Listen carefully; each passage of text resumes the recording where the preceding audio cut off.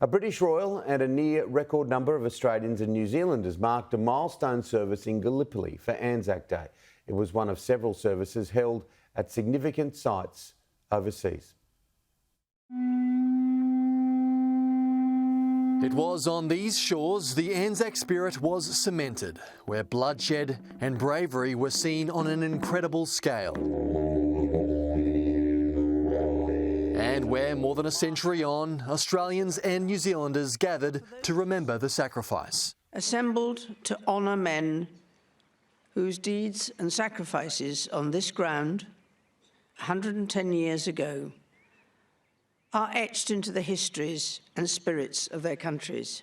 The British Royal and Australian Governor-General among more than 2,600 who'd gathered at a place now serene.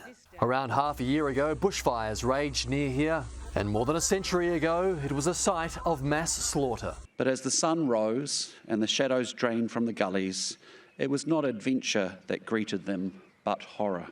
Around 60,000 young Australian and New Zealand men came ashore here. Most threw themselves above trenches towards Turkish machine guns in a disastrous 10-month campaign. Everyone fought in the same horrific conditions, and through that unbreakable bonds were formed. Second Lieutenant William Cameron from Rushworth, Victoria, chronicled the chaos. Turkish fire increased in intensity, and as they rose to charge, the Turkish machine guns just poured out lead, and our fellows went down like corn before the scythe.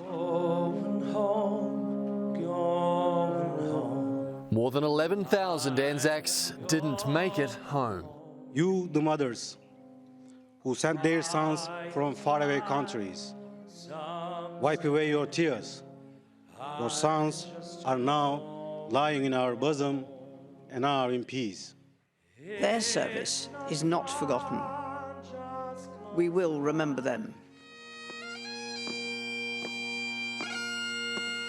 The service signed off by the first female lone piper at Gallipoli, and a message to never forget or repeat.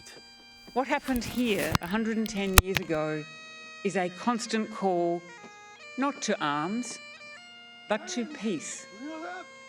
And that is why we will remember them. At Villas Bretanu, Anzac efforts across the Western Front were commemorated.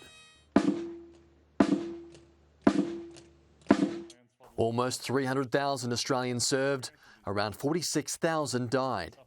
Tasmania-born Corporal Walter Ernest Brown exemplified Aussie courage. With the Mills grenade in hand, he stood at the door of a dugout and called on the occupants to surrender.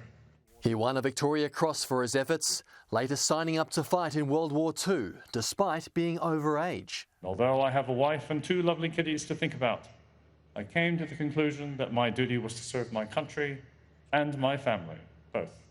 The Australian liberation of Villas Bretanu, when severely outgunned, was perhaps one of our finest military achievements. As we recount stories of bravery, loyalty and mateship, the essence of the Anzac spirit, let us remember the men and women to whom we owe our freedoms.